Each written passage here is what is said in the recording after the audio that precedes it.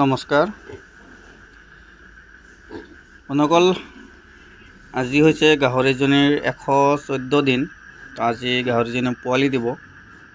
কিন্তু ঘটনা এটা হৈছে কি, আমি যিটো দানা ব্যৱহাৰ কৰোঁ, ব্যৱহাৰ কৰি আছোঁ বৰ্তমান গডৰেজৰ ব্ৰিডাৰ আৰু লগতে ৰাইচ পলিচ এইবিলাক মিক্স কৰি দি আছোঁ। গডৰেজৰ ব্ৰিডাৰৰ দাম বহুত বাঢ়ি আছে, লগতে ৰাইচ পলিচ মিক্স কৰি দি আছোঁ। মোটামুটি 6 মাহ ধৰি এনেকৈ দানাবিলাক দি আছোঁ, কোনো ধৰণৰ প্ৰব্লেম নাই। কিন্তু আজিও দিছোঁ, ৰাতিপুৱা দিছোঁ, কোনো ধৰণৰ প্ৰব্লেম নাই। যেতিয়া চাওঁ সন্ধিয়া সময়ত খেৰবিলাক অলপ টানি আছে, কিবা লাগে, তেতিয়া খেৰ দিলোঁ ইয়াত। দিয়াৰ পিছত ভাবিলোঁ এতিয়া পোৱালি দিওঁতে বা কিমান সময় লাগে, তো দানা পানী অলপ দি দিওঁ। তো দানা দিছিলোঁ, এইটো আমি গোটা দানা ব্যৱহাৰ নকৰোঁ, ইয়াত দিছিলোঁ। তো ইয়াৰে 30% দানা খাইছে। 30% দানা খোৱাৰ পিছত কি হৈছে, প্ৰায় 2 ঘণ্টামান গেল, কোনো অসুবিধা নাই। সন্ধিয়া সময়ত আমাৰ যিটো ইয়াত এইটো কাঠৰ দিয়া হৈছে, এইটো কামৰাই আছে। তেতিয়া ভাবিলোঁ যে পোৱালি আজিয়ে দিব, যিটো কামৰাই আছে আজি দিব। খেৰবিলাক দিলোঁ, খেৰটো দিয়াৰ পিছত খেৰবিলাক ইহঁতে নিজৰ জেগাখিনিত ভৰিৰে আনি আছে। অলপমান পিছত চাওঁ অলপ চেণ্ট আহি আছে, কিবা টেঙা টেঙা এনেকুৱা চেণ্ট আহি আছে। এই তলত খেৰবিলাক পেলাই দিছোঁ তাতে। যিবিলাক দানা খাইছে সেই দানাখিনি নিজে ওলটাই পেলাই আছে। অলপ খাহীৰ নিচিনা অলপ কাঢ়ি থাকে, খেক খেক খেক কৰি কাঢ়ি থাকে।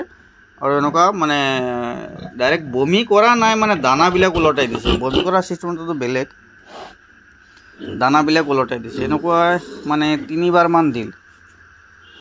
এই তাতে এবাৰ পেলাইছোঁ, এইখিনি খেৰবিলাক তাতে পেলাই দিছোঁ। নেক্সট টাইম অলপ বেছিকৈ পেলাইছিল, এইখিনি পেলাই দিছোঁ তাতে। আৰু প্ৰায় 5 মিনিটমান আগত ইয়াত অলপ পেলাইছিল।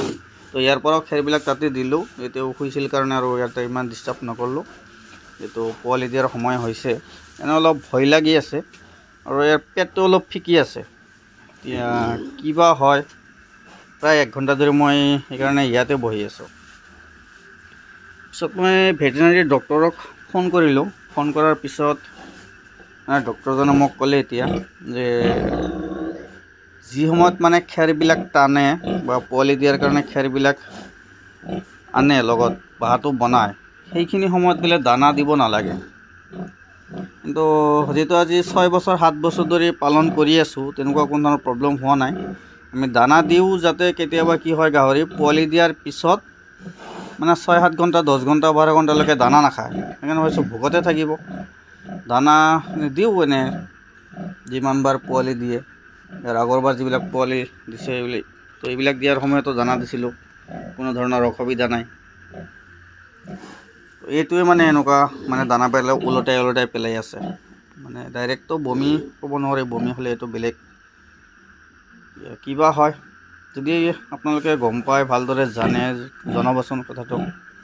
দানাততো কোনো প্ৰব্লেম নাই, সেইখিনি মই ভালদৰে জানো। যিহেতু এই দানাবিলাক লগত ৰাইচ পলিচ মই 6 মাহ ধৰি ব্যৱহাৰ কৰি আছোঁ। আগতে ৰাইচ পলিচ ব্যৱহাৰ কৰা নাই, অনলি ব্ৰিডাৰ ব্যৱহাৰ কৰিছোঁ গডৰেজৰ। তো দামবিলাক বাঢ়ি আছে কাৰণে আৰু লগতে ৰাইচ পলিচ ব্যৱহাৰ কৰি আছোঁ 6 মাহ ধৰি, কিন্তু প্ৰব্লেম হোৱা নাই। ইয়াৰ আগতেও যেতিয়া 3জনে পোৱালি দিছিল একেলগতে, কোনো ধৰণৰ অসুবিধা হোৱা নাই। সেইটো সময়তো পোৱালি দিয়াৰ আগে আগে দানা দিছোঁ, দানা খাইছে, প্ৰব্লেম নাই। তো এইবাৰ চাওঁ, পেটটো অলপ ফিকি ফিকি আছে, অলপ ধেপধেপাই আছে। তো জোৰে দিব নোৱাৰোঁ, ভিতৰত পোৱালি আছে। ছাইডত আঙুলি দি চাইছোঁ, এনেকৈ অলপ ধেপধেপাই আছে। তো জনাবচোন আপোনালোকে যদি অভিজ্ঞতা আছে, এইটো এতিয়া দানা দিয়াৰ কাৰণে এনেকুৱা হৈছে না কিহৰ কাৰণে হৈছে। এনেতো মই গাহৰিজনীৰ কোনো উৎপাত কৰা দেখা পোৱা নাই। কিবা উৎপাত কৰা হ'লে আৰু বেলেগ ব্যৱস্থা কৰিলে হয়। কিন্তু 1 মিনিটমান কাঢ়ি আৰু দানাবিলাক ওলটাই দিয়ে।